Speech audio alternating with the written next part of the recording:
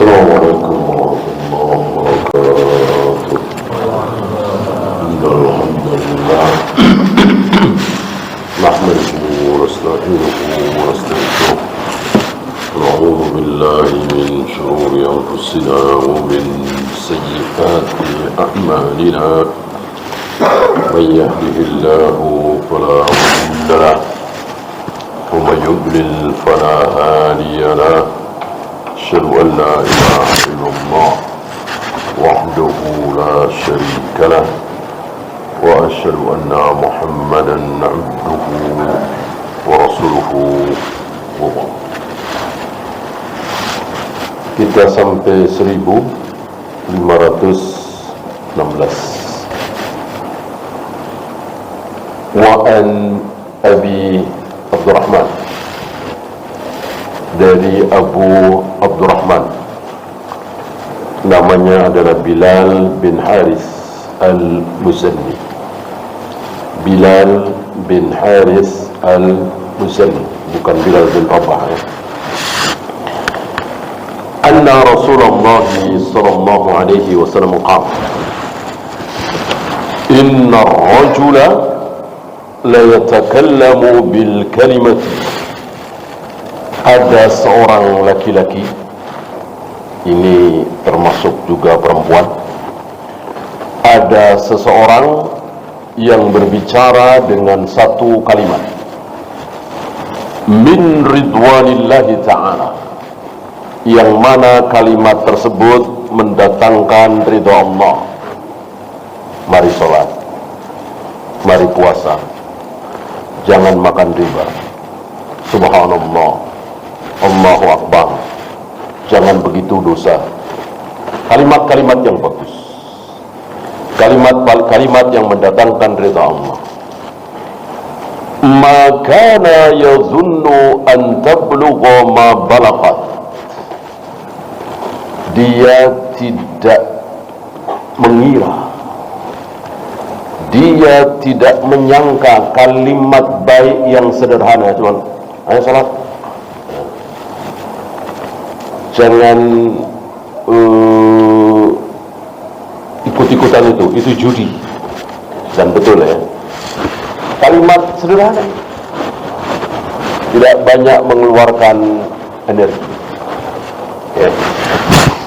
Dia tidak menyangka bahwa kalimat baik tersebut yaktubullahu lahu biha ridwanahu ila yaumi yalqahu. Allah tulis kalimat yang baik itu, yang mendatangkan ridha Allah itu, sampai hari di mana dia bertemu dengan Allah. Kayak apa itu? Terus ditulis kebaikan itu ya.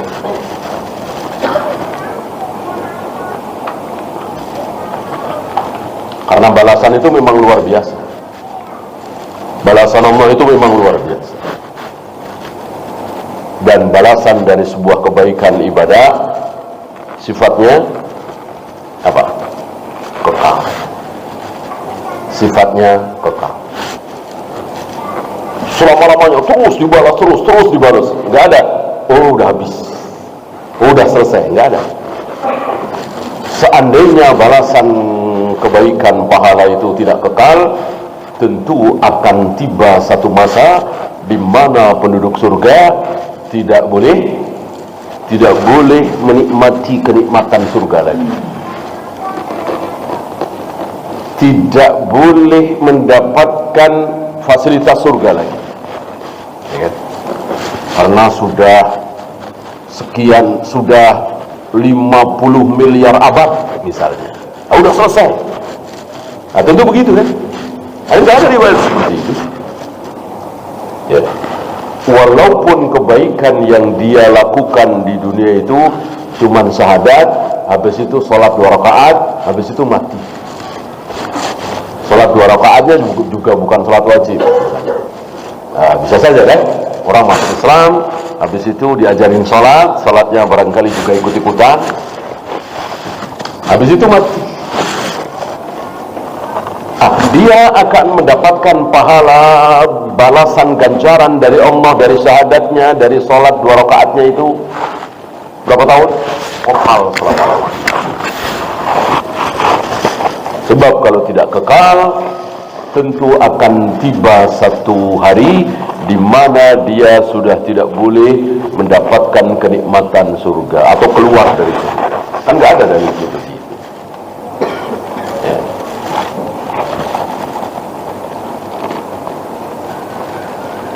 Wa inna rajula, ini sebaliknya.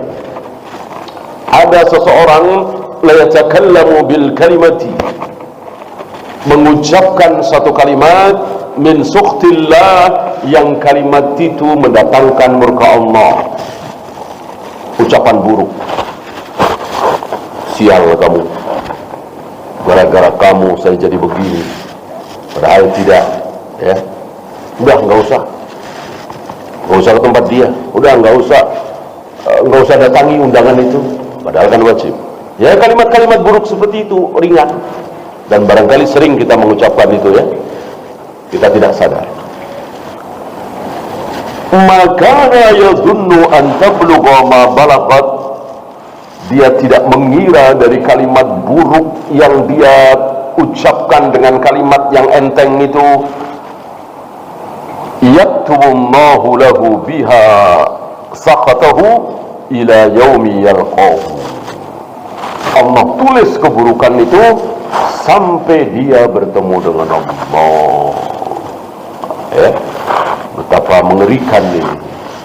Kalau sampai kita mengucapkan kalimat buruk dengan enteng, balasannya luar biasa.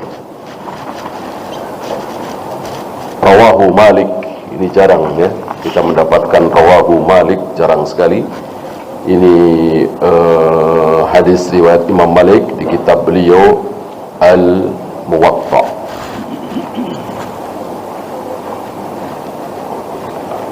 Ada sedikit pembahasan tentang rawi hadis ini. Intinya beliau mengatakan fasahal hadis. Hadis ini sahih. Ada 4 fawaid. Yang pertama, 'alal mar'il muslimi at-ta'ammulu wat-tadabburu fi kulli qawlin wa fi'lin. Wajib bagi seorang muslim untuk berfikir, tadabbur, ta'ammul, sebelum berbicara, sebelum beramal. Ya. Jangan mentang-mentang itu ada di pikiran keluar, ada di benaknya langsung keluar. Jangan. Pikir dulu. Dia sakit hati apa tidak? Dia tersinggung apa tidak kalau saya ngomong begini? Kalimat ini pantas apa tidak? Ini hak apa batil?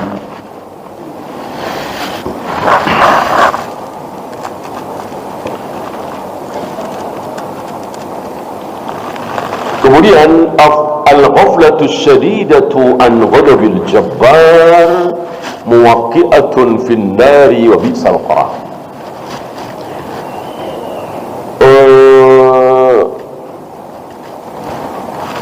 Tidak peduli dengan atau meremehkan murkanya Al-Jabbar, murkanya Allah, itu bisa menyebabkan seseorang masuk neraka.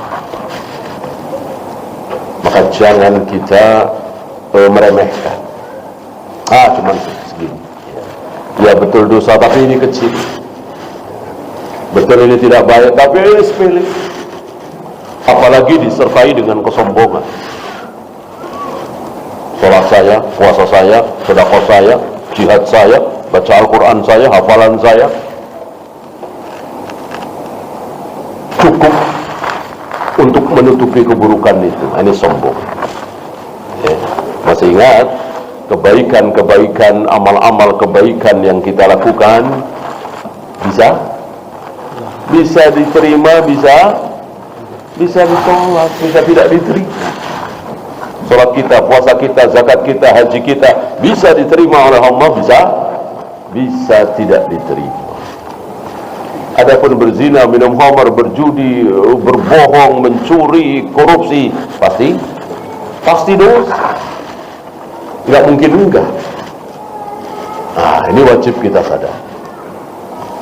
Wudu sudah persis seperti Nabi, salatnya sudah persis seperti Nabi, insya Allah ikhlas karena dilakukan tidak di hadapan manusia, baca Al-Quran misalnya, sholat malam misalnya, pastikah diterima oleh Allah? Belum tentu. Bisa diterima, bisa tidak. Bagaimana kita mau menyombongkan amal kita sementara bisa diterima, bisa tidak? Sedangkan maksiat pasti ditulis sebagai maksiat. Oleh karena itu, yang paling kita andalkan, yang paling kita cari-cari, yang paling kita besarkan adalah ampunan Allah. Ampunan Allah. Maka keliru kalau orang mengatakan saya belum siap, amal saya belum banyak, dosa saya masih banyak, saya belum siap, ya, mati misalnya. Keliru. Yang benar, siap asal Allah mengampuni. Gitu. Memang kalau amal sudah banyak, dosanya sedikit, kemudian pasti diterima Allah, maka belum tentu. Maka yang paling kita besarkan, yang paling kita andalkan adalah ampunan Allah. Berharap ampunan Allah, pasti kita merendah, mengecilkan diri, menghinakan diri. Tidak mungkin berharap ampunan Allah dengan menyombongkan diri amal kita.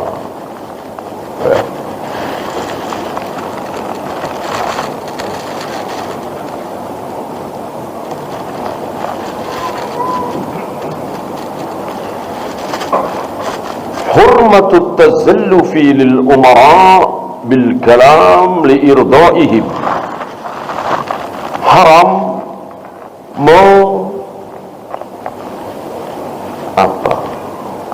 menyanjung-nyanjung penguasa, menjilat penguasa dengan kalimat yang mendatangkan ridho dia tapi mendatangkan murka Allah. Tidak boleh. Ya ini umum ya. Ya penguasa, ya atasan, ya teman, ya siapapun. Kita ingin meraih ridho mereka dengan cara membuat Allah murka. Ya. Nggak apa-apa. Islam tidak melarang itu. Padahal melarang. Ya nggak apa-apa boleh. Padahal haram. Supaya si fulan itu ridho. Ini dosa besar. Yang terakhir, al-hadithu dalilun ala anna ihtiqar az-zambi wa istisghar al-ma'siyati yufdi ila al-halal. Hadis di atas merupakan dalil bahwa mengecilkan dosa, mengecilkan maksiat itu akan mendatangkan kebinasaan. Maka lebih baik merasa telah melakukan kesalahan, berbuat dosa, melakukan kesalahan, lalu dia menyadari, mengecilkan diri, daripada dia melakukan dosa kecil dan dia meremehkan dosa itu. Ya.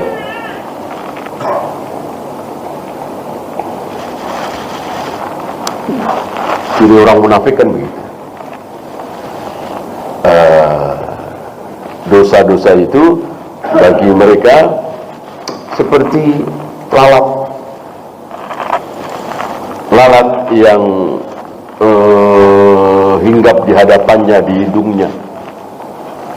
Berbeda dengan orang saleh, orang yang bertakwa, dia melihat dosa-dosanya seperti gunung, lalu dia berada di bawahnya dan dia khawatir akan tertimpa oleh gunung. Inilah orang semakin bertakwa, semakin soleh, semakin takut. Maka siapa manusia yang paling takut kepada Allah? Para nabi, para rasul. Semakin baik, semakin taat, semakin jauh dari dosa, semakin takut kepada Allah. Ya, kita lanjut 15-17. Wa an Sufyan ibn Abdullah radhiyallahu anhu qala, dari Sufyan bin Abdullah Dia mengatakan, "Qultu ya Rasulullah, wahai Rasulullah, haditsni bi amri, mohon sampaikan kepadaku tentang amar, tentang satu perkara."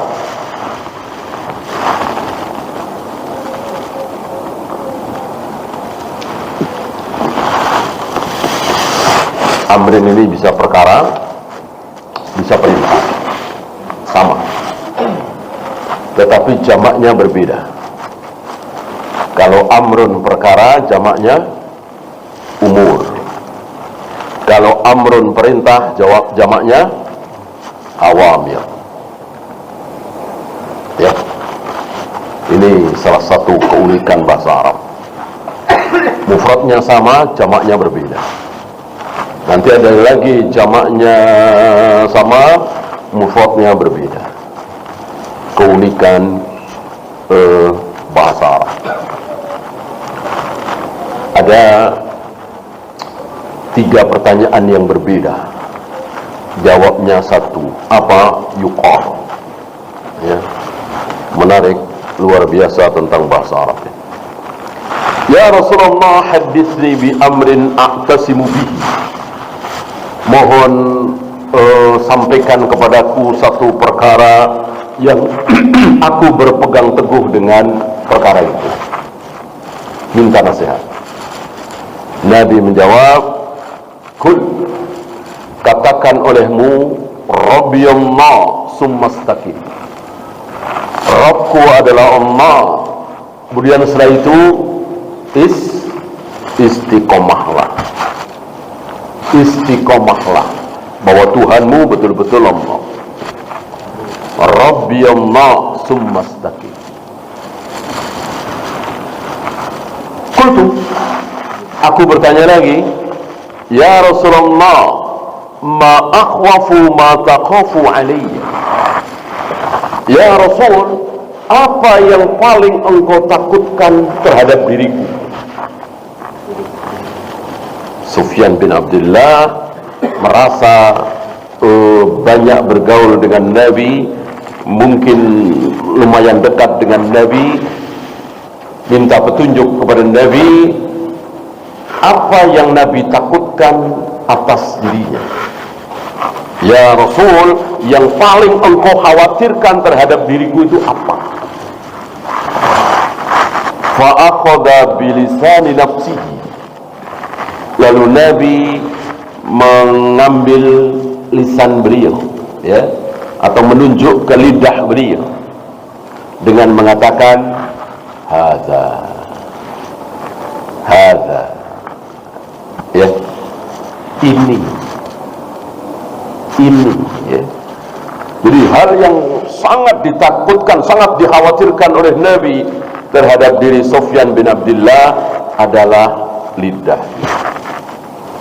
Apakah ini khusus untuk Sufyan bin Abdullah, apa umum kita semua? Jawabnya umum. Ingat, kaidah menyatakan ucapan Nabi kepada satu orang adalah ucapan Nabi kepada seluruh manusia. Perintah Nabi kepada seseorang otomatis perintah Nabi kepada seluruh manusia. Kalau itu berisi syariat, ya. Kalau itu berisi syariat, bukan adat kebiasaan sehari-hari, ya. Wahai Ibn Abbas, ambilkan aku air. Wahai Aisyah, bikinkan aku minum. Nah, tentu tidak. Yang berisi syariat, ini kan syariat. Ya. Maka dengan demikian, yang paling Nabi khawatirkan terhadap kita semua adalah lidah kita. Maka beruntunglah jika antum termasuk orang yang bisa menjaga lidah. Dengan kata lain, tidak banyak bicara. Ya, berhati-hatilah bagi antum yang hobi bicara.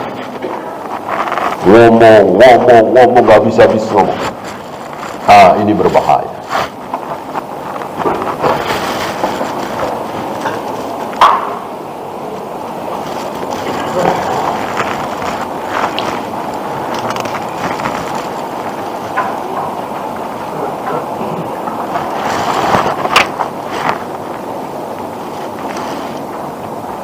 At-Tirmidzi wa qala haditsun hasanun sahih. Ini hadis riwayat Al-Imam At-Tirmidzi dan beliau mengatakan hadis ini hasan sahih. Sebuah penamaan yang tidak ada kecuali pada diri Al-Imam At-Tirmidzi, ya. Hasan sahih. Ada sedikit pembahasan tentang hal ini. Intinya hadis ini bisa dijadikan hujjah.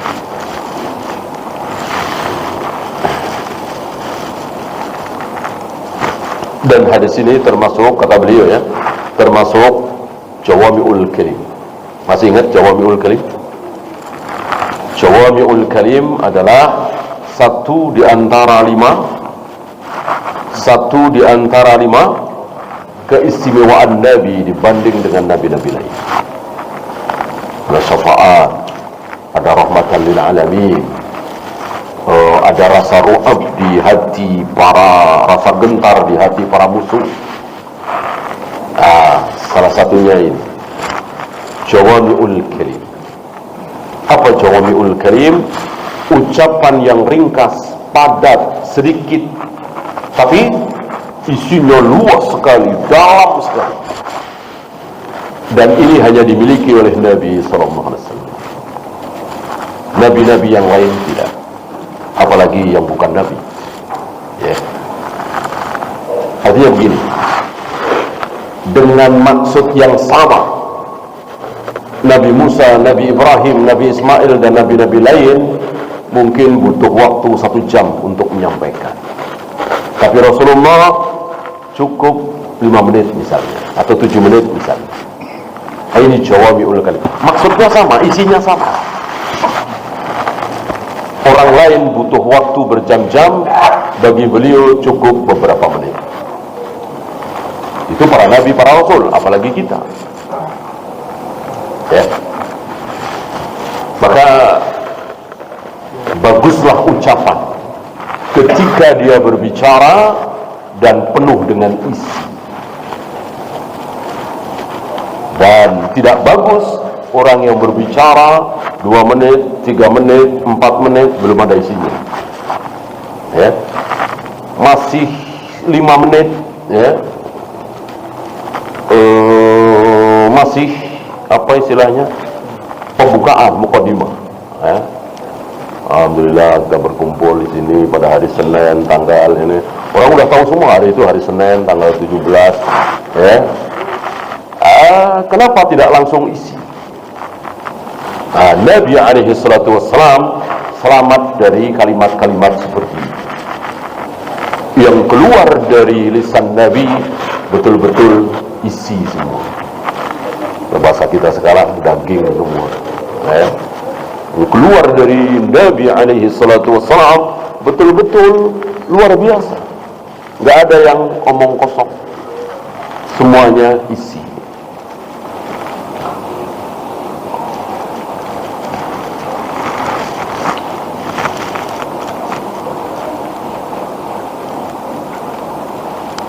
Nah, oleh karena itu para fuqaha memasukkan hadis ini fi jumlatil ahadits allati 'alaiha madaruddin.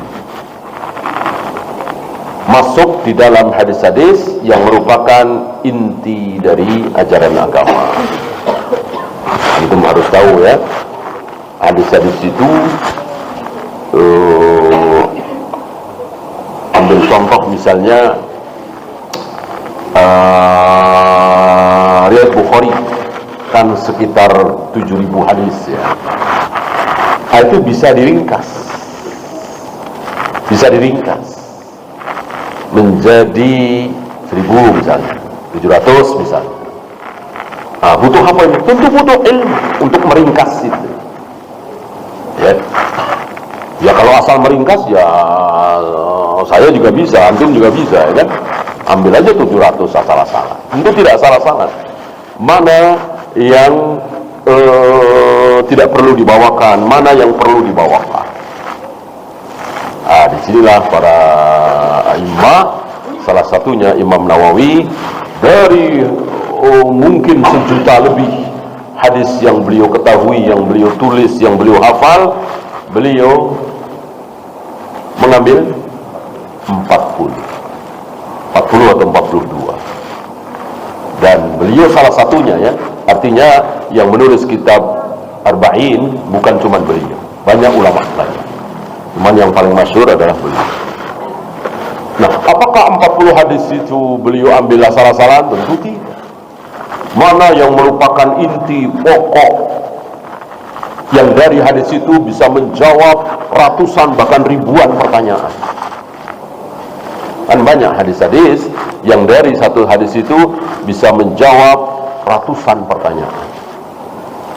Misalnya kullu bid'atin dalalah wa kullu dalalatin finnar. Satu hadis ini bisa menjawab ratusan pertanyaan. Apa hukum maulid Nabi? Jawabnya itu. Apa hukum Isra Mi'raj? Jawabnya itu. Iyakum wa muhdatsatil umur fa inna kulla muhdatsatin bid'ah wa kullu bid'atin dalalah wa kullu dalalatin finnar.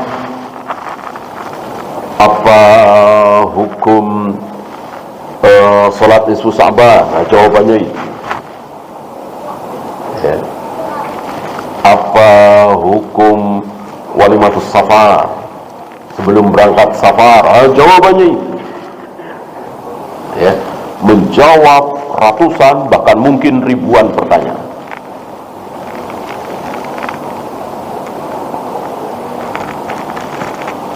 Beda dengan misalnya yafirru syaitan minal baiti alladhi tuqra'u fihi suratul Baqarah. Setan-setan akan lari dari rumah yang dibacakan surat Al-Baqarah. Apakah ini menjawab ratusan pertanyaan? Tidak. Paling 1-2 pertanyaan. Gitu maksudnya, ya. Ada hadis-hadis yang merupakan madaruddin, pokok-pokok agama. Fiqhul hadis. Qaul Sufyan ibn Abdullah lin Nabi sallallahu alaihi wasallam, hadithni bi amrin a'tasimu bihi fihi dalalatun ala hirsi sahabati ala ta'allumil khair. Permintaan Sufyan bin Abdullah kepada Nabi, ya Rasul, sampaikan kepadaku satu perkara yang akan aku pegangi.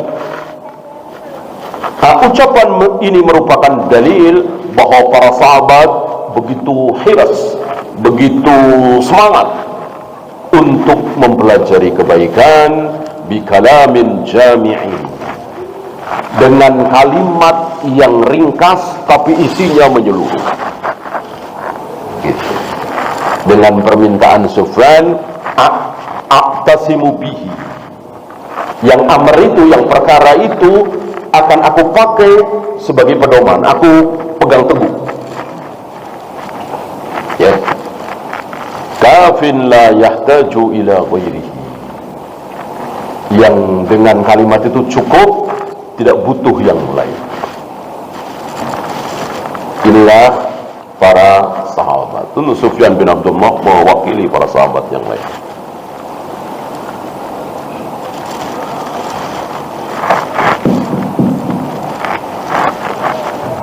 Yang kedua, kalamu Rasulullah sallallahu alaihi wasallam mubayyinun li kitabillah. Ucapan Nabi, keterangan Nabi itu mubayyin, dalam rangka menerangkan kitab Allah, dalam rangka menjelaskan isi Al-Quran. Ya.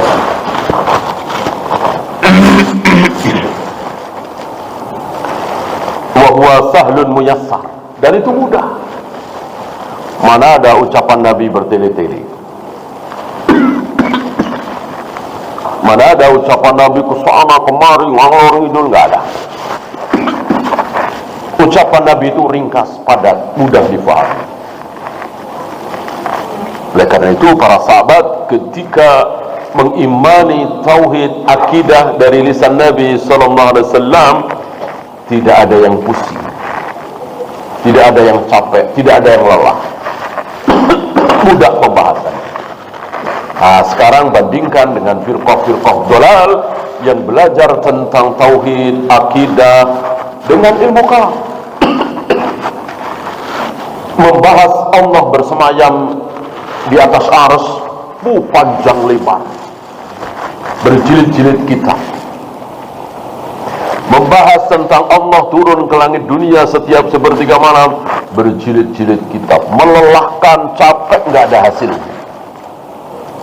Adapun para sahabat tidak dipelajari, cukup diimani bahwa Allah betul-betul bersemayam di atas arsy, Allah betul-betul turun ke langit dunia setiap sepertiga malam, Allah betul-betul membolak-balikkan hati manusia dengan dua jarinya, Allah betul-betul menghadapkan wajahnya ke wajah orang yang sedang sholat. Sederhana, mudah.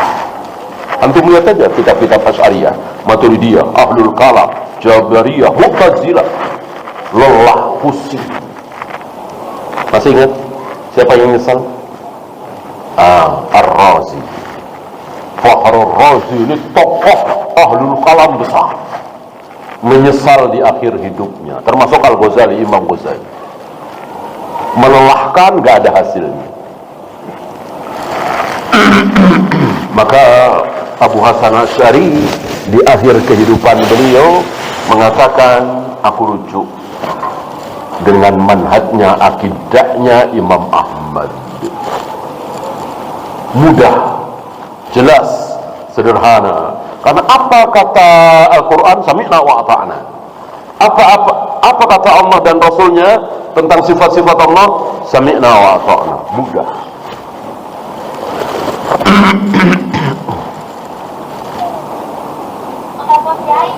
La yahtaju ila ghairihi ka ihtiyaji ghairihi ilaihi. Tidak butuh keterangan yang lain, sementara yang lain butuh penjelasan dari Nabi SAW. Nah, orang-orang Mu'tazilah ini seolah nggak butuh. Orang-orang Asy'ariyah, Maturidiyah ini seolah-olah tidak butuh dengan keterangan dari Nabi SAW. Ya. Nah, ini contohnya, ya, saya bacakan. Qaulu Rasulullah sallallahu alaihi wasallam fi riwayat Muslim, "Qul amantu billahi fastaqim." Katakan, aku beriman kepada Allah, kemudian istiqomahlah. Ya.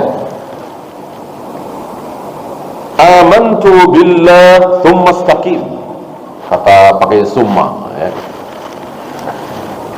Ini merupakan penjabaran, penjelasan dari firman Allah, innal ladzina qalu rabbuna Allah thumma istaqamu tatanazzalu alaihimul malaikah. Sesungguhnya orang-orang yang mengatakan Rabb kami adalah Allah, kemudian dia istiqomah, tatanazzalu alaihimul malaikah, maka para malaikat turun kepada mereka mengatakan, alla takhafu wa la tahzanu. Jangan kalian takut, jangan kalian bersedih. Wa abshiru bil jannati allati kuntum tu'adun. Dan bergembiralah dengan surga yang dijanjikan kepada kalian. Ya, ada tafsiran bahwa kalimat ini diucapkan oleh para siapa tadi? Para malaikat kepada seorang muslim yang menjelang sakaratul maut. Sakaratul maut. Maka seorang muslim, seorang mukmin yang saleh di saat sakaratul maut itu pengen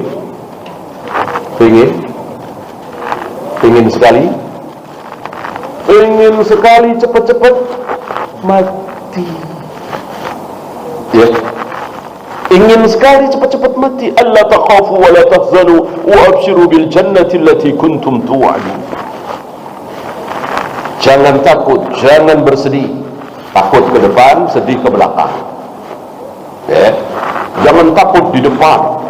Insya Allah nggak ada siksa kubur bagimu, nggak ada neraka bagimu, kira-kira begitu. Dan jangan khawatir yang ke belakang. Mengkhawatirkan yang sudah-sudah, sedih, nggak ada. Dulu saya miskin, dulu cuma jadi satpam, dulu gaji saya rendah, nggak ada. Bergembiralah dengan surga yang Allah janjikan kepada kalian. Disinilah seorang mukmin, seorang muslim pengen cepat-cepat mati, sudah di kerongkongan.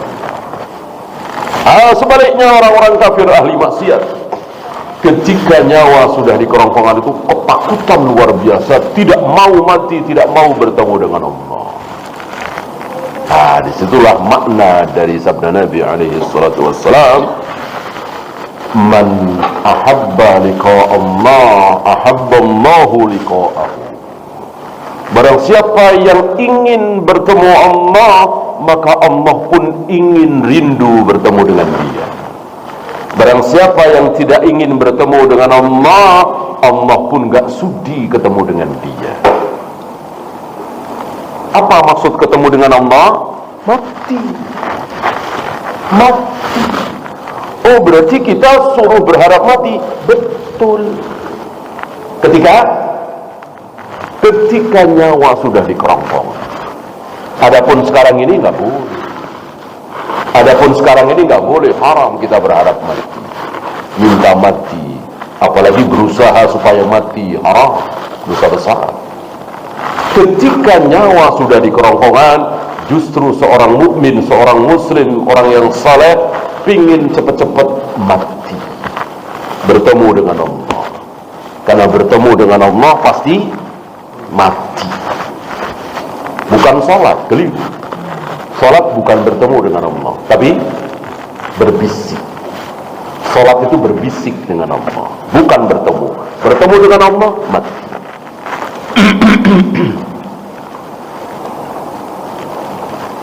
Dari sinilah kita bisa tahu atas penjelasan ulama bahwa dua dalil itu tidak bertentangan. Satu dalil mengatakan jangan kalian berharap-harap mati. Satu dalil mengatakan barang siapa yang tidak ingin mati ketemu dengan Allah, Allah pun gak sudi ketemu dengan dia. Barang siapa yang ingin cepat-cepat mati ketemu dengan Allah, Allah pun rindu ingin cepat-cepat ketemu dengan dia. Apakah dua dalil ini bertentangan? Tidak. Jawabannya waktu. Kapan waktu di mana kita tidak boleh berharap mati? Kapan waktu justru kita berharap mati?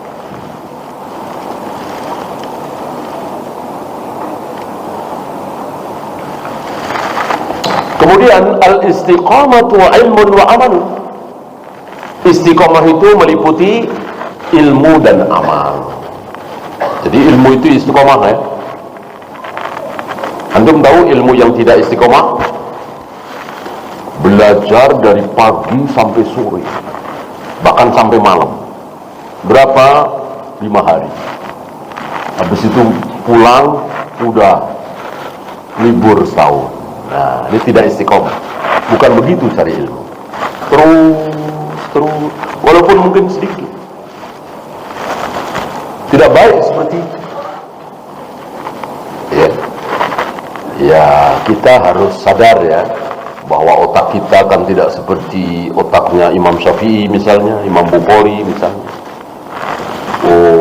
Bisa menampung. Kita dari pagi sampai sore, sampai malam. Ya. Semuanya masuk, biasanya tidak. Mungkin cuma 20%, 15%. Tidak seperti itu. Terus rutin sedikit-sedikit, insya Allah itu istiqamah. Termasuk amal itu istiqamah. Salat berjamaah di masjid terus. Ya, bangun malam walaupun 2 rakaat, 3 rakaat, gitu ya. Baca Al-Quran mungkin cuman 10 ayat, 15 ayat, tapi rutin habis subuh, habis maghrib. Itu yang lebih disukai. Mada wa mal abdu wa in qalla. Yang dilakukan oleh seorang hamba secara rutin walaupun sedikit.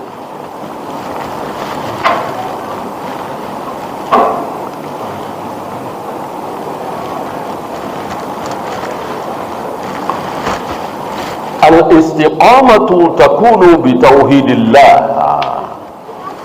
Ini sedang kita saksikan kebenaran ucapan beliau. Istiqomah dalam amal, dalam ilmu itu berdasarkan tauhidillah, bertauhid. Maka lihat saja kajian-kajian yang penuh dengan tauhid, insya Allah mengajak kaum muslimin untuk istiqomah terus. Bandingkan dengan pengajian-pengajian yang bukan tauhid, rame, gogak gempita, luar biasa, tapi tidak istiqomah. Kita lihat aja. Kita lihat, oh muncul dai luar biasa, sampai dikatakan sejuta umat, ya. Hilang, ya. Padahal beliaunya masih hidup, tapi sudah hilang, apalagi sudah meninggal. Beda dengan kajian tauhid, terus sebagaimana dicontohkan oleh Nabi alaihi salatu wassalam bersama para sahabat, ya. Maka betapa pentingnya nomor satu tauhid itu.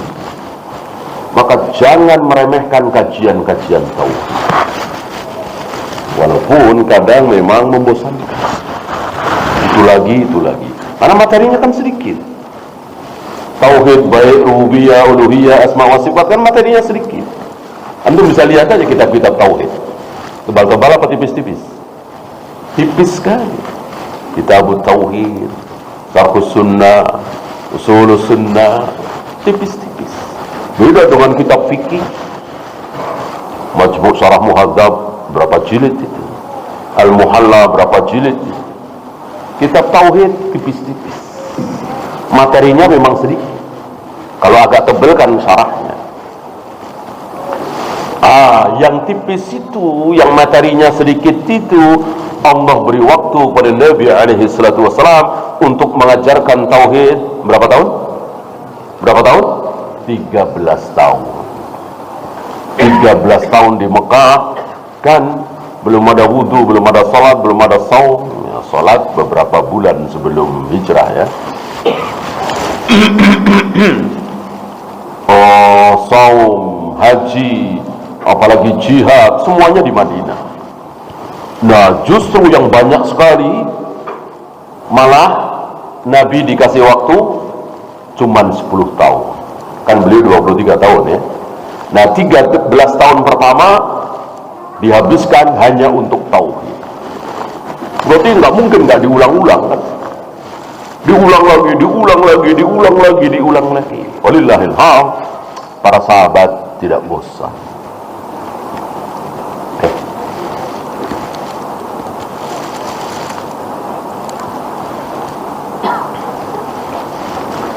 Yang terakhir, aslul istiqamati istiqamatul qalbi. Asal dari istiqamah itu adalah hati. Jadi apa yang ada di hati itu amal hati. Oleh karena itu, ketika hati tidak ikut beramal, berarti tidak ikhlas. Lihat aja, paling 3 bulan, paling sebulan, kadang paling seminggu, karena hatinya nggak ikut. Mungkin karena nggak enak, mungkin karena ikut-ikutan, mungkin karena ini, bukan karena keikhlasan hati. Maka ibadah, ngaji, cari ilmu yang diawali dengan hati betul-betul niat, insya Allah awet, insya Allah istiqamah. Oleh karena itu, mana di antara amal yang lebih dihargai oleh Allah? Jawari, anggota badan, apa amal hati? Amal hati. Amal hati. Asyhadu an la ilaha illallah wa asyhadu anna Muhammad Rasulullah, teriak lantang. Setelah teriak lantang ini, dia mati dan kekal di neraka. Kenapa? Karena tidak dengan hati. Mulutnya mengucapkan tidak ada ilah kecuali Allah, tapi hatinya meyakini Tuhan ada 3 misalnya. Hatinya meyakini bahwa bukan cuma Allah yang bisa memberikan rezeki, selain Allah juga bisa memberikan rezeki, kekal di neraka. Batal la ilaha illallah dia. Betapa pentingnya hati. Ya. Iya, silakan azan dulu. Wassalamualaikum ala Muhammadin sallallahu alaihi wasallam wa akhiru da'wana alhamdulillahi rabbil alamin.